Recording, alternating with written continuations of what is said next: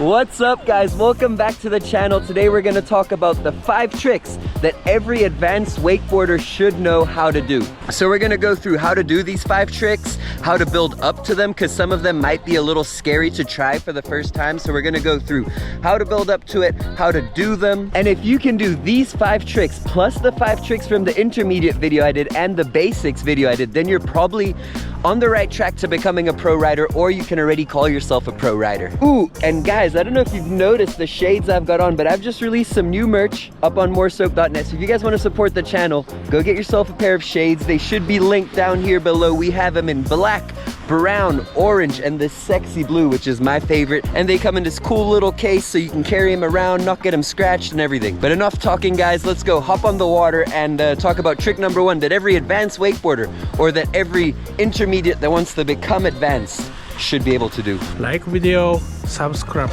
Woo! Woo! Oh yeah. Guys, make sure to stick till the end of the video, because trick number 5 is super important, and it's like the best tip I can give you to going from being an advanced rider to being a pro rider. Okay, so trick number 1 that every advanced wakeboarder should be able to do, and that is flip transfers. Not very hard to do, but very scary to do. But I'm gonna show you guys a good way to build up to it, so that when you're ready for it, you build up to it this way, it'll be a lot easier, a lot less scary, and it'll be a much smaller chance of you hurting yourself trying this. So 2 very important things when you're gonna try your first flip transfer or flipping onto an obstacle is, number 1, to pick a transfer you're very comfortable with. So for me, it's going like toe side transfer to front lip on this bump to whatever you want to call that obstacle. And then the flip I'm choosing is a toe side front roll, because it's a flip that I understand very well, can do very easily, and I can control it quite well. Once you've picked the obstacle you're ready to flip onto, take the kicker and just do a flip next to it and land in the water. Now that's important to do because every kicker or popper pops you different. So you want to just do a few flips next to the obstacle off the popper or kicker of the obstacle, to just understand how much pop you need to do, how hard you need to throw yourself, and to just kind of compare every time, like, okay, when I finish the flip, am I over the rail or am I almost in the water? Do I need to pop more? Do I need to edge more? Just keep doing it until you're comfortable saying, okay, now I know that if I commit, I'll probably land on my feet when I get to the rail. So now I've done the flip a few times next to the obstacle. I've landed fine in the water. I know that if I flip, I'm probably gonna land on my feet. So now come in with a full edge you take for the transfer, pop, throw the flip, and get the board back under you. Flip transfers, to be honest, if you've got a good flip off the kicker, whether it's a tantrum or a front roll or a back roll, this trick just requires a lot of balls. It's very easy, you know, you're just doing a flip that you can already do very well on a transfer that you can already do very well, and it's more scary than anything. And most people that I've actually taught a flip transfer have landed it first or second try without really hurting themselves, just because they had all the basics built up to it. Let me give you guys a little guess of what trick number 2 is. Woo! So trick number 2 is to start doing switch air tricks. If you guys are watching this advanced level video, you can probably already do some air tricks, maybe some basic air tricks on your good foot. But to become an advanced rider, to then go from advanced to pro, you need to be able to do air tricks on both feet. So whatever cable park you go at in the world, whatever contest you're competing at, you can do the air tricks on both sides, and it's not a problem for you whether you're gonna do your best air trick on the inside or the outside, because you can do it on both feet. So when you're thinking of trying your first switch air trick, take a trick that you're very comfortable on your good foot. So for me, I'm left foot forward. I'm very good at doing a railie. Woo!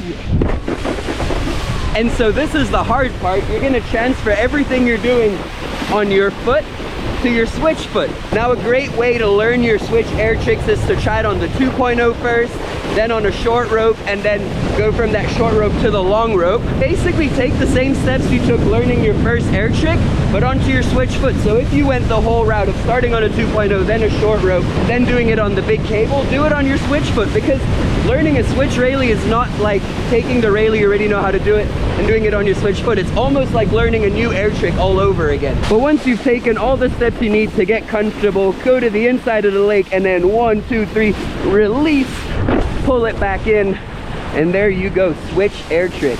I think it's important to try your switch air trick with an air trick you're very familiar with on your foot. So if that's the back roll, then try switch back roll first. If it's a Rayleigh, then the Rayleigh. But why I think switch air tricks are important is not only because it's good to have air tricks on both sides, but it'll also help you to get really comfortable with doing things switch on obstacles or on kickers. Air tricks are tough, everyone knows it. So if you can do switch air tricks, it'll definitely give you a good confidence boost with learning maybe switch flips on the kickers, certain switch transfers, or certain switch obstacle tricks. Whoa! So let's go trick number 3 that all you advanced riders should be doing, and that is rewinds. Now when I say rewinds, I mean rewinds as a transfer and off the kicker. Woo! Now why rewinds is on the list is because I think it's a great trick to learn how to control all your tricks. Because, for example, the most basic rewind, which is backside 270, backside 270, you do a back 180 or back 270, you have to stop your flip and then get the tension back on the rope and then look back over the other way and continue the rotation. So that when you move on to bigger tricks, like let's say backside 900s or Moog 540s, you really have good aerial awareness. You know where you are in the air, what you need to do with the rope. If you need more tension, you'll kind of know what to do. It's a great trick to really have you understand how to control every trick. So with all rewinds, you want to do the first rotation fairly quick and not pull too hard, so that by the time you finish that first rotation, you have tension on the rope. So let's go for the first back one. Tension is back, and then you pull over to the rewind. On the kicker, same thing. You kind of want to go a little bit more to the outside of the kicker, so that when you finish that first 270, the tension comes back on the rope and you have something to pull on for the last 270. Another little piece of advice for the rewinds is pick a spin that you're comfortable with to start the rewind with. So for me, it's a toe side, backside 180. But for you, it might be a heel side, backside 3, so you'd want to go back 3, front 3, or you'd prefer going heel side, front side 3, rewind back 1. Pick the first rotation that is very easy for you to do and that you can grab at the end and hold in the air, and then take it to a blind that you're comfortable landing, because landing blind is not easy. So if you pick a switch blind when you're not comfortable on your switch blind, it's going to be a little tougher to land. Now if you guys have any questions or want me to go more in depth into anything, please don't hesitate to ask me down in the comments below. And if you guys want me to make a more in-depth video on any of the tricks I've talked about right now, go let me know in the comments down below. But other than that, boys, we're gonna move on to trick number 4, which is Moogs. Whether it's on the water, off a kicker, or a bump, but we're gonna talk about Moogs because I think that's a crucial trick that all of you advanced wakeboarders should be able to do. My favorite mob of all time, the crow mob. And my favorite one to do off the flats, oh, the switch back mob. So the main reason why I think back mobs are important for advanced riders is because you're putting a flip and a spin together. Whether it's a flip with a front side spin or a back side spin, you're putting 2 different types of tricks together and controlling it to land one insane trick.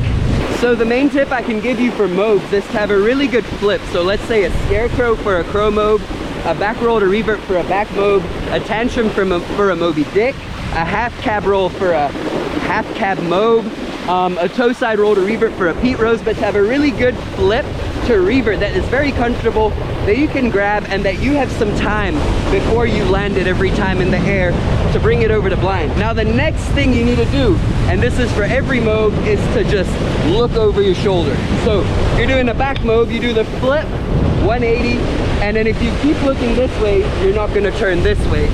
But if as soon as you finish that 180, you're looking over the shoulder and you keep looking until you've come all the way around, then that's how you're going to get around on the mobs. A lot of people for the crow mob will go scarecrow, but instead of keep looking that way to go to blind, once they get to 180, they're looking this way. Their arm wants to go there, but they're looking this way. And so as long as their head doesn't turn that way to look over the shoulder, they're not going to get around. So really looking over the shoulder as you're finishing off the rotation, giving a nice pull into that blind or into that handle pass. Those are the 2 most crucial things, is looking over the shoulder and committing by giving a nice pull into that last part of the rotation. Woo! no, my board went in the mud. And the final tip I have for you guys is to be yourself on the water. Get as creative as possible and be known for the way you ride. Everyone's known for something different. For example, if we take Pedro, he's known for his big kicker jumps, crazy flips, super funky rail hits with a lot of taps. Felix is known for all his crazy winching stuff and really creative riding on the water. I'm more known for the weird tricks, the wake skating on my wakeboard, the weird butt slide tricks, the super creative funky rail hits. The main reason why I'm telling you guys this is because there's so many good wakeboarders out there, but so many good wakeboarders that can do the same tricks as many other really good riders, and they haven't really developed their own style yet. So if you're not doing your own thing that you really enjoy doing and riding in the way that you really enjoy, then you might just stay in that crowd of all the good riders that are doing the same tricks. And to really stand out of that and make a good name for yourself in the wakeboarding industry, to have a pro model one day, is to really find your own style, find what you're good at and what you enjoy doing, and really working on that, and not worrying about, oh, I need to do this trick for that event, or I need to know a 900 because every contest people doing 900s. No, learn the tricks that you really enjoy doing, what you have fun doing, and take the ideas that you really enjoy or that you think are really cool and put them into action out there on the water and go try it. Doesn't matter. I've done so much weird shit on my wakeboard. I've gotten hate for it and I've gotten a load of love today, but it's thanks to that I have my pro model with Slingshot today and that I can call this my job. But if you guys have any video ideas that you want to put down in the comments for me for next week or the weeks after, please let me know. And if you guys have not subscribed yet, go subscribe to the channel. And if this video helped you or you enjoyed this video, please go like the video. And I'll see you guys this Thursday with a new video. See you, Chuck. Wow.